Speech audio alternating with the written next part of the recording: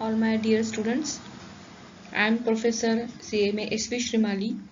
Today we are going to talk about chapter number 2 from TY Cost and Works Accounting paper 3, that is budgetary control. Hereunder we are going to study the meaning, advantages and types of budgets. So dear friends, today we are going to cover in this session is the meaning and definition of budget and budgetary control, advantages and limitations of budgetary control, as well as types of various budgets. Let us understand this from the beginning of meaning and definition first. Let us understand the meaning of budget first. What is it? Budget is a plan which relates to a definite period of time and which expressed in quantitative terms. In a very normal course, we call many a times a budget. So what is it? Budget is, as we know, it is a pre-planning or in advance planning which is related to a definite period of time. It is useful only when it is defined to some certain period and which express in quantitative terms. Another important feature of budget is it should be expressed in quantitative terms.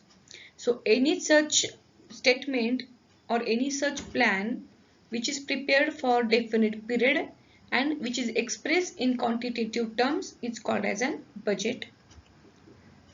It is a predetermined statement which incorporates the policy of the management during a given period and serve as a standard for comparing the actual results.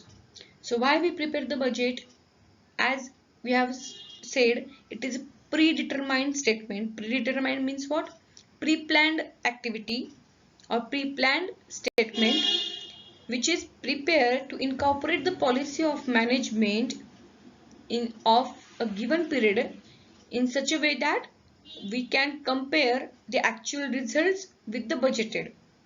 And after comparing the actual results with the budgeted, we can find out the differences or deviations and we can take corrective actions.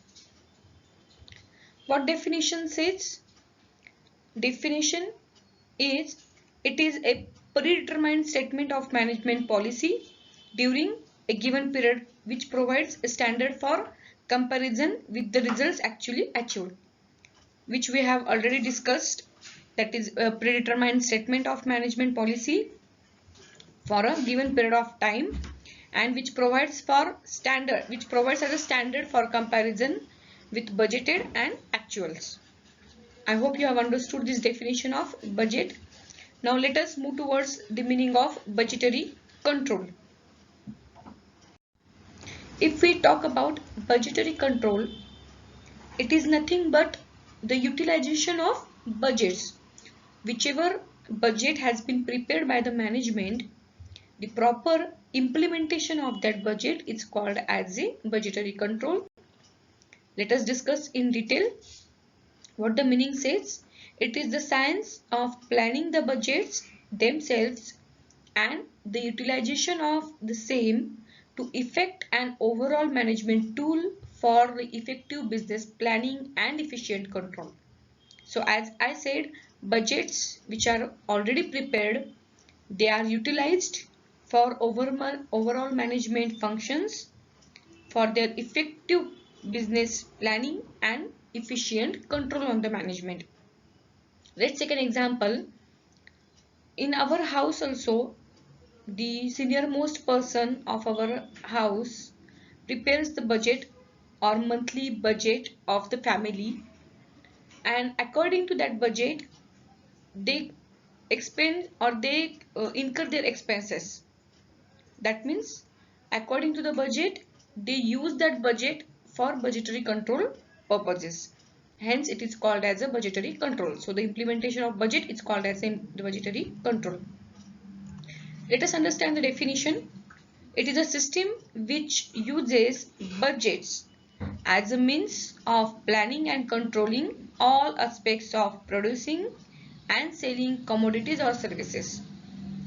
So budgetary control is a system which uses the budgets as a means of planning and controlling.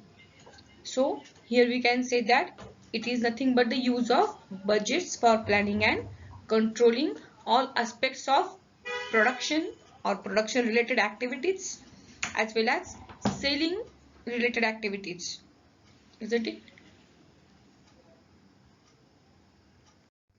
After discussing the meaning of budget and budgetary control, let us understand the advantages of such budgets and budgetary control.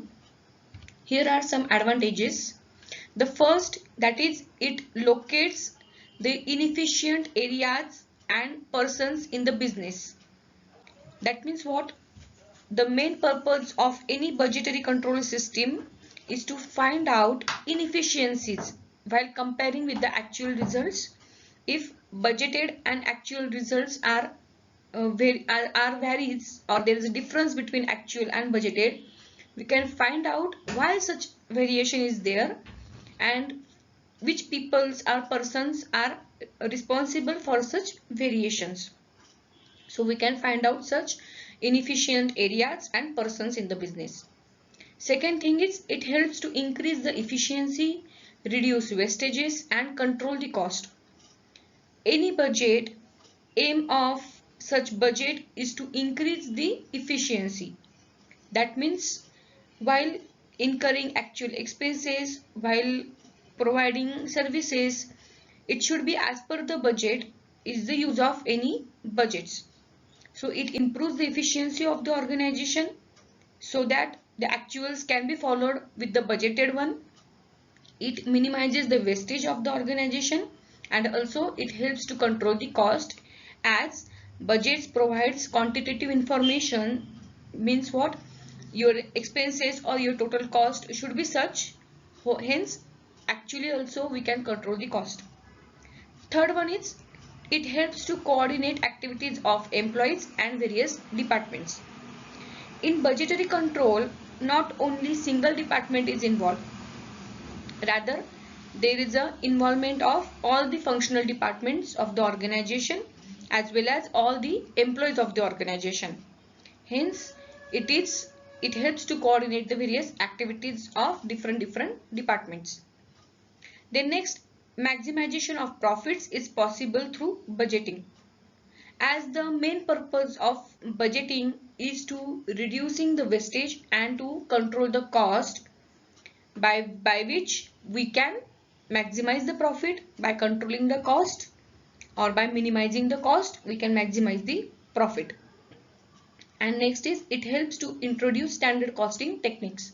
If there is a proper budgetary control systems are prevailing in the organization, it is very easier to introduce standard costing techniques also. Hence it is helpful for the management from all angles. Let us discuss some more advantages of budgetary control. Here are they. First, it helps to ensure cash flow. If you have prepared the cash budget in proper way, cash budget ensures you to where you are spending the cash and from where you are receiving the cash. So it ensures your steady cash flow for the organization. Secondly, it creates cost consciousness in the minds of the employees. As the very important and basic of budgetary control is to control the cost, hence every department or every employee of the organization has in their minds regarding the cost consciousness that they should minimize their cost. Then next, it ensures proper utilization of capital of the firm. As we compare the actual results with the budgeted, everyone follows the budget or the standards given under the budget for actual utilization of capital. So minimum deviations can be there and minimum differences can be found out in the processing. Hence it helps proper utilization of capital of the firm. Next, actual results can be compared with budget and actions can be taken. As we have already discussed, in after budgets are get prepared, we check the actual results with the budgeted results, and if any differences are there, we take such actions to remove such kind of differences. Then it works as a barometer to study changes in business conditions. Many times past budgets are also very useful for the manufacturing concerns, on the basis of which we can compare the today's results. So the past budgets can also work as a barometer for the organization to check their business conditions, to improve their business conditions, and to sustain in the business. In this way, we have understood these advantages of budgetary control. There are certain limitations of budgets or budgetary control. These are: first, too much reliance on budget is harmful, as budget is nothing but just an estimate of future planning, or it is expressed estimatedly in quantitative terms. So if we have relied too much on the budget, it might get harmful for the business organization, because there could be too much deviation from the budget and with the actuals. Secondly, it does not replace management. If we have introduced a proper system of budgetary control in the management, still you have to follow all the functions of management as well, because it does not replace the management activity. Management activity has to be go on even though budgetary control system is there. Thirdly, less flexible. If you have prepared the rigid kind of budget or cut to cut budget, what will happen? It will remove the flexibility in the sense, if there are any changes in the prices, in the inflation, and if you have not given such provision in your budget, then your planning or financial planning will get dismissed. Then next, it is based on estimated figures. As we have said, budget is an estimated plan of action in future. So the figures or the quantitative terms are based on estimates that are not actuals or that are not standardized. It is just estimates. Then it can be costly system. If you have a small manufacturing organization, it might be get very costlier to introduce every control systems and proper budgetary system in the organization, because each and every department, each and every employee has to be get involved in such activity, which might get somehow costlier. And last, it deals with quantitative data only. It does not give you the static information regarding the activities of the organization. Rather, it gives only quantitative information. It does not give any descriptive information for the management to control the cost. It only shows you the quantitative data upon which the management will have to get relied. So in this way, even though there are some limitations in case of budgetary control, if any organization removes such limitations, it is very beneficial to them to introduce budgetary control systems. Now, after studying the advantages and disadvantages of budgetary control, let us understand the types of budgets. Here are some major types of budgets, which are that: first, there are types according to time. Then there are types according to the flexibility. Third one is according to functions and according to management control instrument. Let us discuss this one by one. The first is according to time. This classification is based on according to time. So first is long-term budget. What is long-term budget? When a budget is prepared for a period of 5 to 10 years or more, it is called as long-term budget. It might be not that much useful for the organization, because in the long run many changes can be there. Changes can be in the economy, in the trade, in commerce, in technology, in politics, in trade. So this is somehow difficult to obtain or difficult to achieve such long-term budget. But if the organization have properly drawn such long-term budget, it is very useful for them in coming future. The second is short-term budget. Short-term budget is mainly prepared for 1 or 2 years. It is very useful from the angle of management future, because as we have prepared a short-term budget for 1 year or 2 years, it will be very beneficial to them to control the cost. Thereafter, next is current budget. As the name itself says, current budget is prepared for current period, which is very short, like for some months, for year, or for quarter, or for half yearly. That means it is prepared for very short duration. Probably such current budgets are very useful for the management, because they can be achievable or because they can be completable. Hence, current budgets and short-term budgets are mainly applied in the organization in their regular functioning. So this is what the classification according to time. After that, the next classification is on the basis of flexibility. Thereunder, first is static or fixed budget. What is static or fixed budget? There has not been given any changes to or any reliance on the changes in case of any expenses, like in case of any changes in technical know-how, in case of any political influences, any market trend. It is fixed for in case of any course of time, whether there is a normal course of time or abnormal course of time. It is fixed or static in nature. And opposite to that is flexible budget. Flexible budget means what? It has given, where we have given the flexibility for some kind of situations, like in case of utilization of machinery, we have given flexibility that if machinery is utilized for some percentage like 50%, 70% or 100%, so what will be our cost? That is called as flexibility has been given while calculating the cost. Then the third is variable budgets. Variable budgets are those which are used to check the variable expenses in the organization and to check the variable natures of the organization. Variable budgets are mainly used in those industries where variable costs are much or more higher rather than the fixed cost. And according to that, if the variable costs are get controlled according to such variable budgets, it is get very beneficial for the organization to have a minimum cost. So in this way we have discussed budgets on the basis of flexibility, that is fixed budget, flexible budget and variable budget.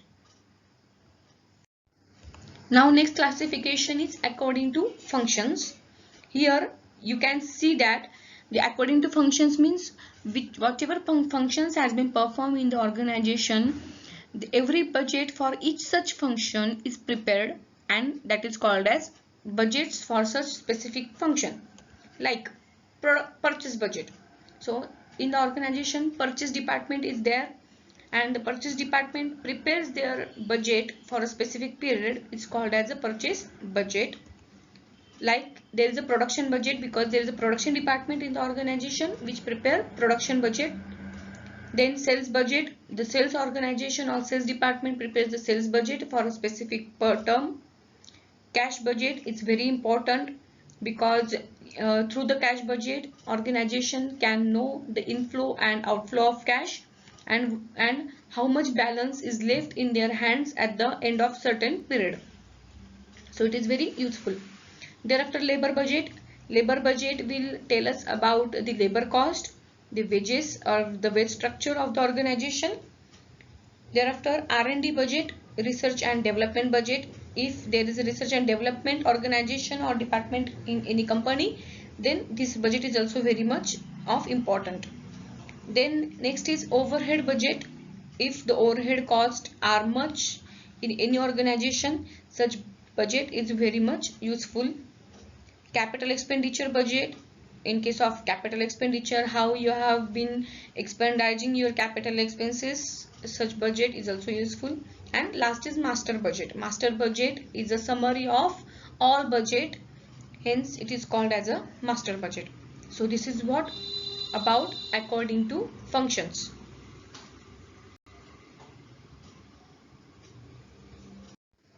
The last classification is as per the management control instrument. It is dependent upon management to management. if they want to prepare such kind of budgets like program budgeting. Program budgeting is prepared by the management for specific activity or specific programs, and after completion of such program the budget is get accomplished. Thereafter, performance budgeting, to check the performances of each and every department and to check their accuracy levels. Such budgets are get prepared. Thereafter, zero-based budget. Zero-based budget means what? There has been no any such kind of previous index taken as a reference. So we start from zero, means we start from nil balance, and it is called as zero-based budgeting. Then there are revenue budgets also, which will define the revenues of the organization and how they have been properly calculated for the management purposes. It's called as a revenue budget. In this way, we have also understood the budget according to management control instrument. So, my dear students, I hope you have understood these different types of budgets, as well the meaning of budget, advantages of budget and budgetary control, as well as limitations of budgetary control. In the next session, we will discuss about the examples on budgets. Thank you very much.